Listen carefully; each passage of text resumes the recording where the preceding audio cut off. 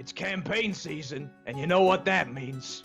That's right, we're not gonna give you a show about it until it's over. Hey, Edrasil, stop looking at me like that. Okay. Yeesh. Welcome to Ratchet Radio, Argent Dawn's most incoherent podcast. Gonna be a good show for you this time, folks. We've got some guests lined up, and we're talking about some real sweet drama and the tragic demise of a wonderful community. We're also packing our bags and getting ready to ship out for Northrend. So we got the Crown Bulwark covering our backside so that no stinking cultists can get the drop on us. Why is that Warlock Mook sitting in Andrigo's chair? Why is that demon lady locking the door? Oh, jeez. Ladies and gentlemen of the Alliance and Horde, today marks a dark day. The cultists have taken over the studio. Before I can activate the containment fields, we thought we might as well do a show. I'm joined by the light himself, Andrigo, and the man who puts the sin in Sinduri, Edrasil. As I mentioned earlier, we are joined by cultists Acanthia, Vlakor and Hagrok, the High Summoner. Welcome one, welcome all. A big welcome to our cultists, you know, who are thankfully filthy things. They are filthy, and they're not trying to kill us at the moment. So we're gonna do some. I don't know, man. I don't know. For now. That orc is looking shifty. I don't know. We'll see. I'm not happy about this. I'm not happy about this. Just remember, I have the switch for the containment fields. Hush. Okay. Get your switch. I'm getting the hammer. Should we do some news then? Yes. So I'll start with the Alliance news. The Alliance news has been quite quiet since we recorded. The only big thing to mention is the Alliance meeting for the Frozen Heart, which we'll put in the description below. And Horde news?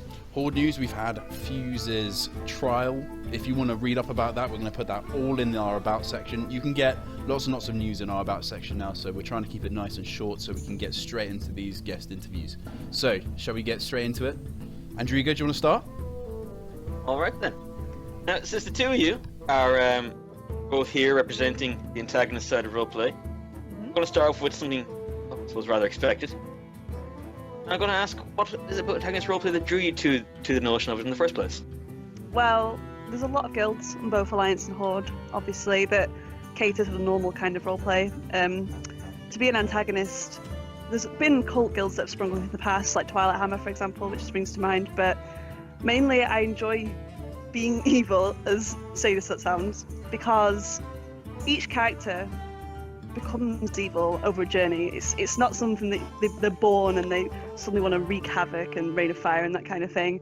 It involves quite a lot more development from how they get to stage A to stage B. Well, personally speaking, I don't really roleplay a sort of psychopath who just wants to murder people, you know, like a sort of assassin rogue. I just really enjoy the kind of feeling of you start maybe in a good guild, and then these characters tend to just sort of get corrupted and dragged down, in this case, the Legion side, and it's just pretty cool to explore in roleplay. I guess that's why I like it so much anyway. If we can go then and hear from the orc and what brought him to his sordid evil ways. Well, I actually really I've never really role-played a generically good guy, and I found the new lore revolving around the Burning Legion and all that stuff to be really interesting, because the best villains don't know they're villains, in my opinion. I mean, Hagrok thinks he's doing what has to be done, and I really like playing with that. You know, that everybody else may think that he's just a guy who's just addicted to murder and just wants to see others in pain, etc. But I'm not really going for that. In Hagrok's mind, he's doing what he has to do, and I really like that ethical, moral debate that's going on in his head, and I'm really focused on that. So basically, yeah, I like the idea that he's good. He thinks he's good. He's doing what he has to do, and that he's alone in that. Yeah, okay. So you've gone and then justifies the means sort of approach to it then. Yeah, of course. Just like, for example, Blood Elves, which are generally known to do that stuff, or the Forsaken.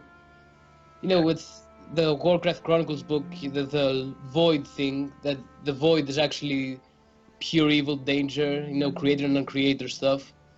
The Legion is here to try and wipe everything out to start again.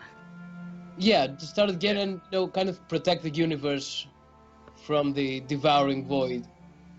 You know, which is nice because I thought it would be kind of stupid to just be evil because, you know, they're addicted to chaos or causing pain or another stupid reason. Better to have an actual reason behind it. Yeah, Madness really. for madness' sake. Yeah. Thank you. That's Very cool, much. man. I like those answers. Much deeper than I was expecting. Sorry. No, that's Okay, always Where's good. where's my I've tried edge to lords? be I stupid haven't got any for paper next cuts yet. We all know that Legion cultists are edgelords, but I feel as if the mightiest of all edgelords, Grumpa, is going to ask a question for his minor So- edgelords. Minor edgelords. My minions. Exactly. So, my minions. It's funny, I've been leveling up a warlock. So with Legion coming, you guys are going to have a complete utter blast. If you don't know what's going to happen, Legion yet, I won't spoil it for you. But of course, it's eventually going to end, and the Legion eventually will be defeated. So what are your characters going to do, and what your guild's going to do when the inevitable defeat comes? How are you going to be able to move on? Are you going to be Is there going to be redemption? Is there going to be? Are you going to join up on the other side, or are you just going to continue on and fight on the crusade in vain? It's actually like a really interesting question. Obviously, I mean, as you say, it's likely that the Legion's going to be defeated. I mean, it's sort of Blizzard's way of story. The big bad guy at the end of the expansion gets wrecked. But funnily enough, we've been role-playing Legion cultists since like early 2014 in Mists. And we were actually called, ironically, Felsworn, like just Felsworn. Not the Trident like Hagrok, but we've kept this going since God knows how. We've got such a lack of content and whatnot, but we have demons in the guild, so if the Legion is wiped out, they are screwed, if that's not a curse word I can use. But for the people that have been either like tricked into following us or came for a sort of promise of power, but that's gone now with whoever decides to defeat the Legion, they could bail, they could turn, and I'm actually really enjoying just guesswork. We don't know how this is going to go down in Legion, the expansion, of course. I just like how every single character is there for their own reason or gain, and unfortunately for our demon characters, they probably will be destroyed and ruined, which is fine. And I play a demon character myself, so I'm sort of prepared for the end if that's what happens. But you know, we'll have to wait and see, I guess. You know, I'm happy for people to betray us and run before the end of days. I just want to say, spoiler alert, God, Legion dying, God, we're just ruining everything. Sorry. Jeez. Demons are gonna lose? What? Oh. What? I put so much money on them winning. God damn it. Right, on to Hagrok then. Yeah, Hagrok's dying at the end of the expansion for sure, and I don't know if I'll keep up the guild with another character or something else, because, you know, Horde side, it's firstly really tough to find a lot of people interested in diverse subjects. It's kind of easier on Alliance side, but apart from that, especially depending on my character, which is the foundation of the guild itself, because it was his gathering, he wouldn't take it.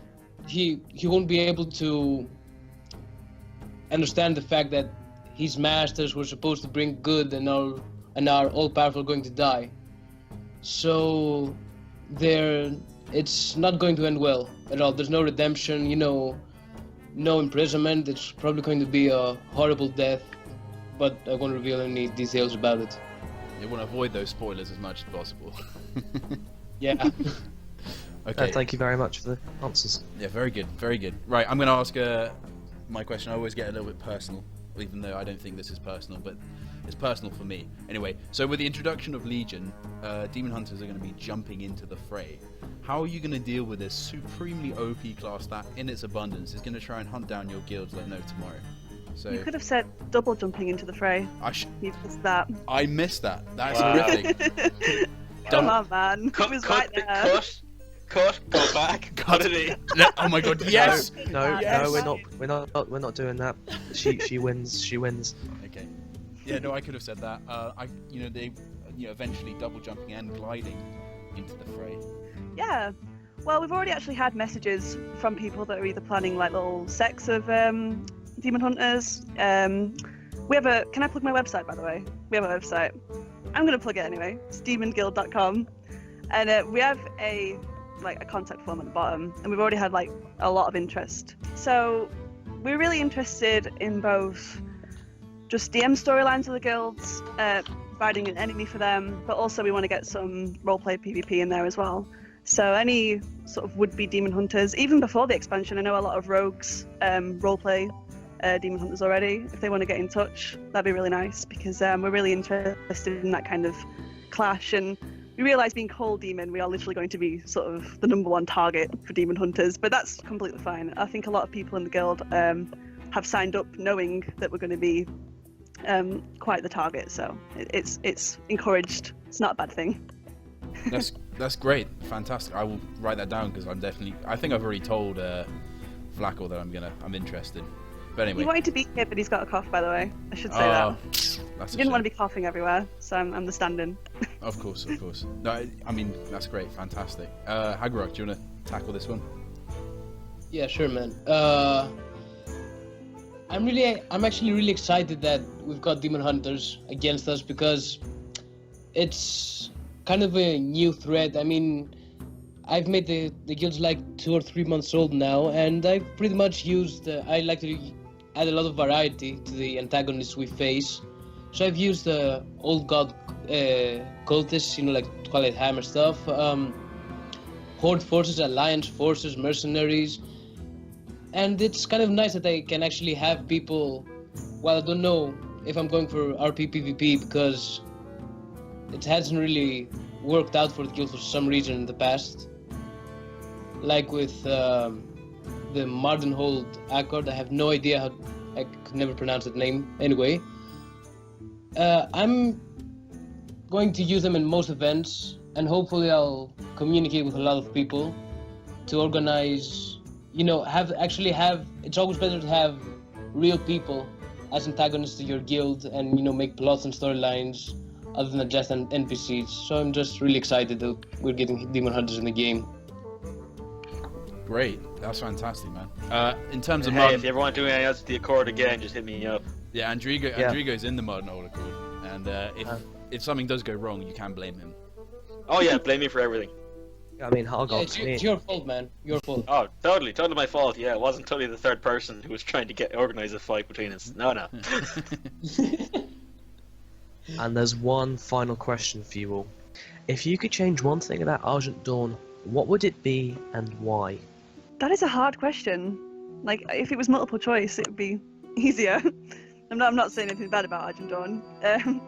I think the thing that I would change is it's kind of become, at least on the forums, it's kind of acceptable now to get away from what roleplay was all about, as in like community and sharing stories and whatnot.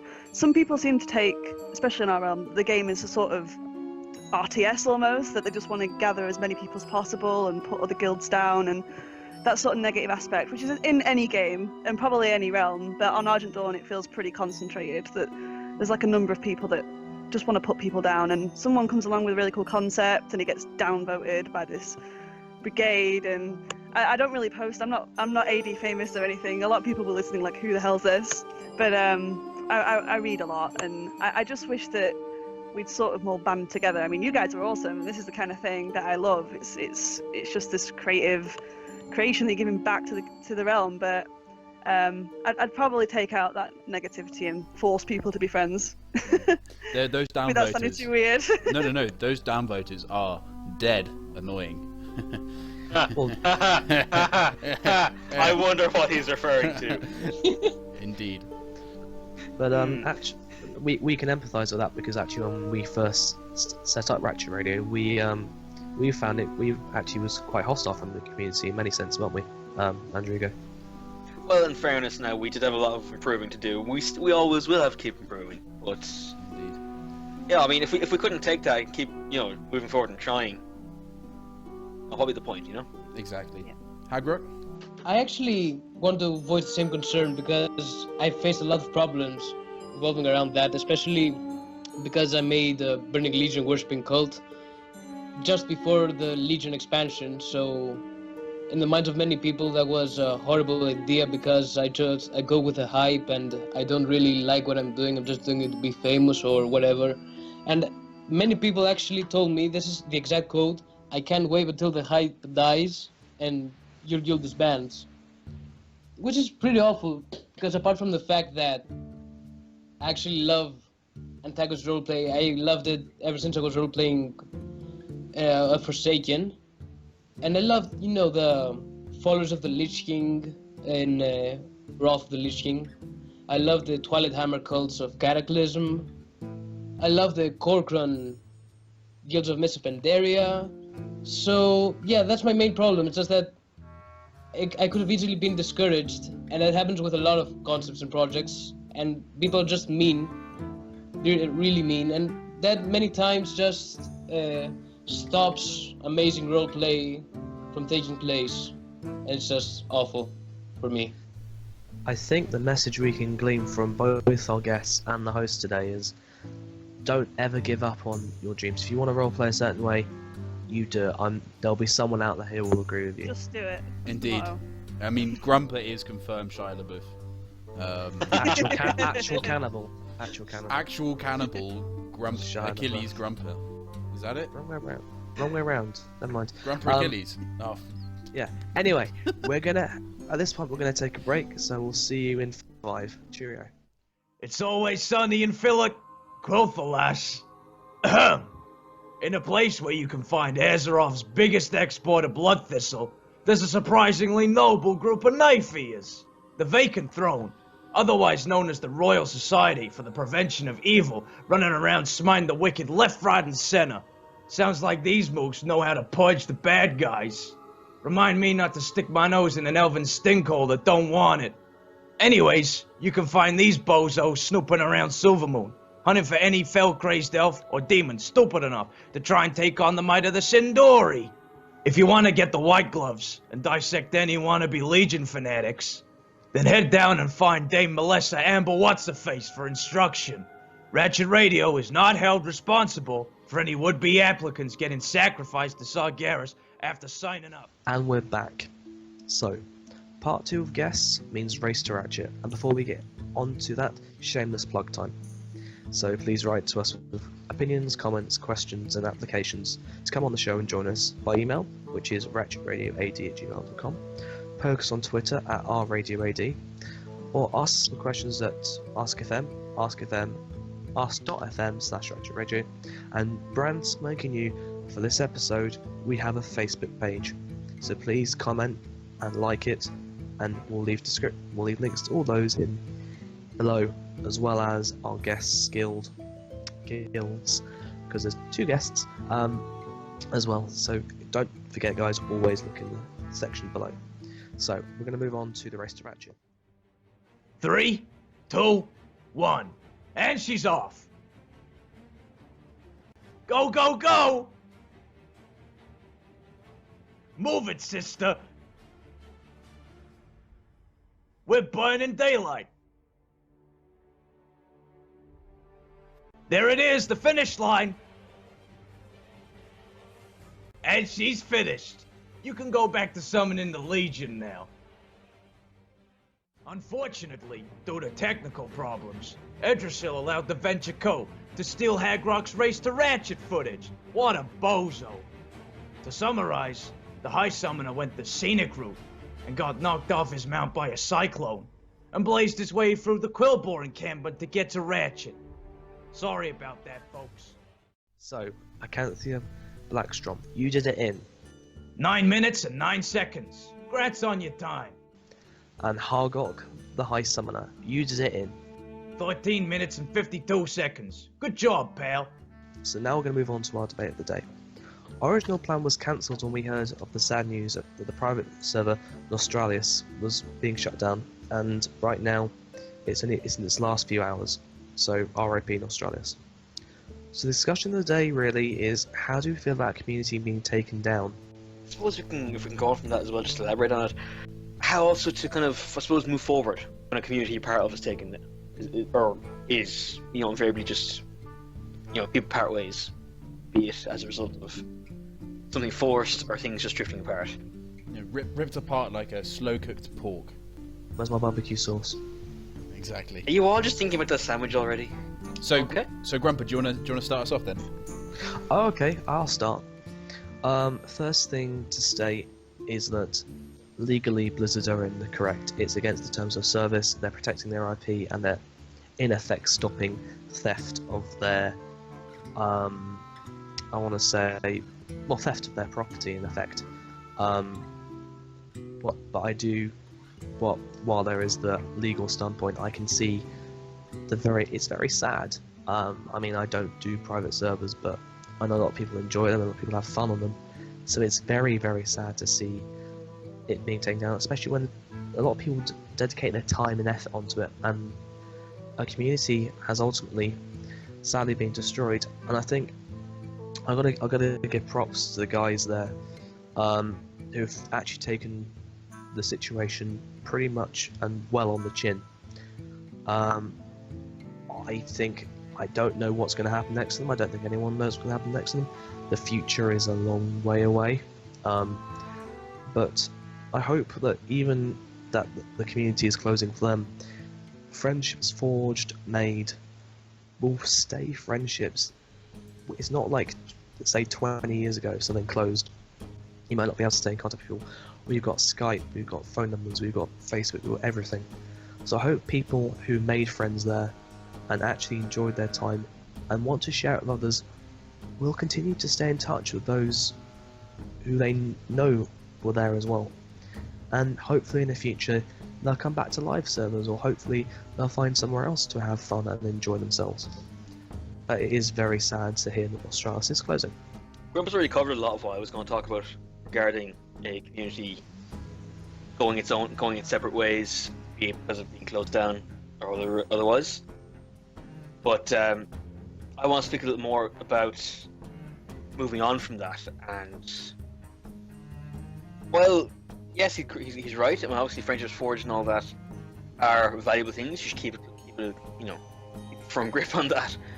It's always sad to lose someone, be it just losing touch, or again, whatever other reasons there might be.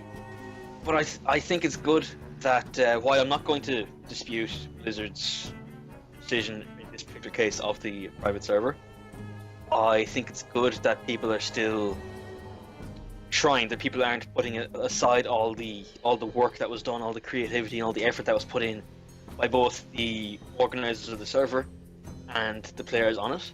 I mean, we've seen the numbers. It's ridiculous. That server there was having, well, was more than Argent Dawn by several factors. The thing is, the real thing I want to get at here is, I think it's good that even though, even though it might not be the most correct things to do, I applaud the organizers and the managers' decision to put and save the source code for the server and the accounts and all of that, keep it out there, so that somewhere else, by someone else, it can happen again. And even if it'll last a while, people obviously are interested in this aspect. They're interested in what the server's providing, interested in that playing experience. And it's good that people are, that they have that option is out there, that code is out there, people can try this again, and that the hard work, the years, the many months of effort aren't lost. That'd be the worst thing of all, losing all of that. There's a lot of creativity that's gone into that. It's a lot of effort, and it's a lot of man hours. Now I understand also, and I have to mention this as well, that when Blizzard takes action like this, it's not some big evil heartless company crushing someone's fun. It's them protecting their own creativity. I mean, this isn't just, they're not just a faceless corporation. There's people behind it. The game we're playing, the characters we have, everything that we're doing. This is the work. It's a gigantic group effort. It's the work of the community around us, the original designers, the people who still work on developing. There's so many people involved in all this, and it's ultimately it has to be protected in some way. There's always multiple levels to this, and I don't think it's fair. A lot of people can get so upset, and I suppose antagonistic and violent in their in their outlook and their viewpoints that they're attacking Blizzard over this. They're making these huge petitions. They're all this. I'm sorry, I know I'm rambling a little bit on the part here, but I'm torn on the matter. You see, I don't like seeing the community go down. I don't like seeing so much work go down the drain. But at the same point, if it was something that I had created and something I was fiercely proud of, I know I would feel very upset if I saw someone, potentially taking it, twisting it, stealing it, whatever you want to call it. And it's I suppose reading the Matt Rise, I'm torn. I can see both sides of it, and it's just a sad situation to be in, really. Just a sad situation to be in. I don't think anyone wins from it either. That's the point. That's really it. Like, nobody does win from this. Indeed. I mean, there's no alternative for these people. The code and everything's put back out there for someone to try this again, because the only alternative is ultimately for this to happen again. Then that'll be found, it'll be taken down, and the cycle will just go on and on. Exactly, and it sucks.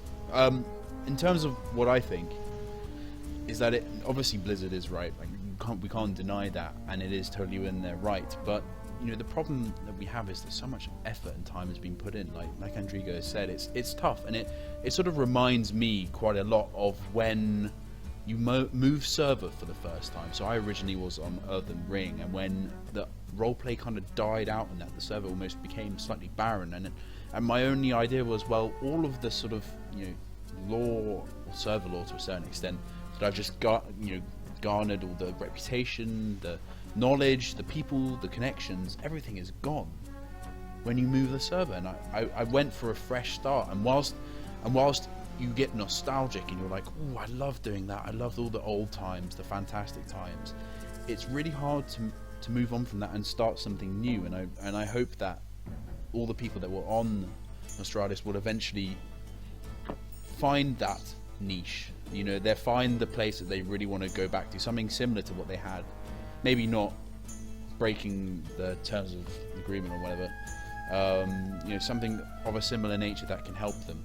And I remember how fun private servers were. I went on a couple a few years ago. Maybe more than a few years ago. It must have been about 15 or so. And they were fun. You could level up really fast, and you could have lots of fun roleplay, doing different bits here and there. You could be a lore character. You could do whatever. Literally, the world was your oyster, and that was fun. And it's it's sad to see that go, to see an opportunity like that, whether or not it's for gameplay or whether it is for roleplay for a certain extent. There are lots of interesting things you can do on those sort of private servers. But the problem is that now that it's happened, what do you do? The important thing, and I think Andrigo said, is to look to the future, to look towards finding another escape, finding another method. And my honest opinion, I really hope all of the role players on it come to Argent Dawn, because I'd love to hear stories and have more people on. It'd be fantastic to have those numbers. But yeah, that's my opinion. Hagrok, what do you think? First of all, I of course agree that Blizzard can do what it did. I mean, it's her idea, her material. It's the company's material, the company's idea, etc. But I don't really see why the company would do that. I mean, of course, to an extent, some other guy just took its product and twisted it a bit to make it more appealing to a certain amount of people. But I don't see that either as, insulting or something Blizzard should act against. Nor do I see it as something that's necessary to take action against. I mean, obviously, people who turn to vanilla private servers are interested in something that you don't offer as a product. Yeah, I'm kind of torn as well. I mean, nobody can blame Blizzard for doing it, because obviously Blizzard had reasons to do it. Otherwise, they wouldn't go through all of that. But on the other hand, I'm not really sure if it was necessary. Can I just ask why now? Why do you think that is? Why do you think that it wasn't necessary? Why are you not feeling that it wasn't entirely necessary? I mean, they have to keep a close eye on this thing. I mean, if there's any sort of precedence to get through, the situation could get worse with other people down the line. Yeah. I actually understand what you're saying. There's a lot of logic behind it, but I don't think it was necessary because the people who enjoy the Nostralius server, enjoyed it at least, are interested in a product that Blizzard doesn't offer, which means that they're going to turn to official WoW now. They're go looking for something else. So I can understand that it's their hard work someone just used, but there was no profit behind it. I mean, there's actually two ways to see it. I can understand that there are reasons to shut it down, but I just think Blizzard could overlook it. That's just my opinion, though. It's not a fact or something. I totally get what you mean. Like, there's no way that them shutting down the server is going to force them onto a live patch which they don't enjoy. I mean, that's the reason why people went to the private server in the first place. That's why it was so popular. Exactly. Yeah, that's what I'm trying to say. Totally. And even more, it actually might have the opposite effect. I mean, they might view Blizzard, as I said, as some sort of great, horrible villain for doing this, and they might be turned off completely in the game. Yeah, and it's already kind of a trend to hate on Blizzard for some reason. And especially most of the haters are people who still give their money to Blizzard. So yeah, that's a whole other subject. Exactly. I have to say though, something that has annoyed me is I've seen comments people saying, well, I play on Nostralius, but I also play sub to Blizzard. I should be able to play this. Well, actually, no, you shouldn't. What you don't understand is you're paying for the game now. You're not paying for past patches. So I just wanted to say that because when people use that argument, that annoyed me, because that's not what you're paying for. You're paying for, actually, being really crude, you're paying for 6.2, which is terrible, but actually that is what you're paying for. You're not paying for that private server, and technically you still have no right to play on it. In fact, it's because you're paying sub, you have even a lesser right because it goes against your term of service, and your account could be banned. So, Acanthia, what do you think? I think that Blizz are well within their rights to shut it down, obviously, and the issue is if a bigger case comes up in the future where they have to defend their IP and the whole Warcraft copyright, they're in much a stronger position to do it after publicly shutting down these private servers. But I just hope that one good thing to come out of all this sort of heartbreak of people losing all their characters and the whole legacy server thing is that Blizzard will listen to the feedback, like what made vanilla so great. And I don't personally want to see any legacy servers that are official, but I hope they learn the lesson that people are shouting at them and improve the current live game, because I think it's gone way too simplistic, and that's kind of the main argument that these sort of veterans want back from normal Warcraft. So, as per usual, we went and looked to the comments, we went and looked on our emails, we went and looked on Ask FM. Ask FM guys, you're doing a fantastic job, keep up the work. YouTubers, please give us something else. And email, we went through our email and we saw a tumbleweed go across the screen. It was quite surprising. So I've got two questions from Ask FM for you today, guys. The first question involves, what is your favourite sandwich? Irish breakfast roll. Okay, what exactly is an Irish breakfast? It's the full fry, man. It's the full fry. So I'm talking black and white pudding, fried egg, rashers, sausages. Okay. Actually, I think you'll find, Grumpa, it's the difference between an Irish breakfast and an English breakfast. That the Irish breakfast has got more potatoes in it. Does it ever just get tiring being you? Never. My favourite sandwich, I'd probably have to say, would be a nice sausage sandwich when it's nice and hot and it's got some nice butter on it. It's all, a nice hot sausage with butter on it. So it's Smooth. food porn. Smooth and greasy. Dripping. Easy to slip down your throat. Yeah. Yeah. I wish I'd picked something else up than the sausage sandwich now. But sausage sandwich is actually my favourite type of sandwich. Yeah, fair. Mine's probably a BLT actually. Our second question is slightly more serious, and it asks, how should a person new to RP get involved with RPs, and more importantly, should one act differently around someone new to RP? If yes, how? I'm going to go first. For a new person to get involved to RP, you just jump right in. You just, for example, if you're going to Alliance, go to the Cathedral Square and talk to people.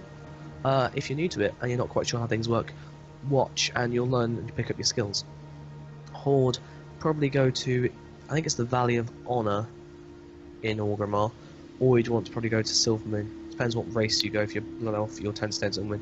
If you're everything else, go to Orgrimmar. If you're a person who's a senior role player, you should definitely make sure if they're new to roleplay, you need to help them out, because if they're trying their hardest and they're not getting anywhere, you shouldn't ignore them. You shouldn't just go ha ha ha, look at that noob. You should try and get there, try and help people. I mean, everyone was once a noob at roleplay. Everyone once didn't know the server conventions. Everyone once didn't know how to do this, how to do that. Do you see what I mean? It's like with a learner driver. If you're learning to drive, people will honk you, and they're guessing that they were once a learning driver. It's the same principle here. Exactly. So, new RPers, go RP, go watch, go learn. The rest of the community, help our new roleplayers out. They will bring new lifeblood into our server, which can never be sniffed at. Totally. I think guilds are very important as well, just to mention that guilds tend to help new roleplayers, or the best place for new roleplayers to learn about things. Definitely guilds. Horde and Alliance. So, ladies and gentlemen, I can tell you now that the hamster has finally charged up the wheel, and I can press the button on our containment field. Cultists are now suppressed. Studio is now safe. We can send the bruises in without any of us getting hurt. So, thankfully, that is the end of episode 4, the Legion invasion, for us at least over. Potentially we might have another one soon. Hint, hint. So thank you very much for joining us for today. Thank you very much to my co-hosts, to Edrasil and to Andrigo, and to our cultists who are now getting dragged away. Thank you very much, of course, for watching, and we'll see you next time at Ratchet Radio. Bye, everybody. Bye. Good evening.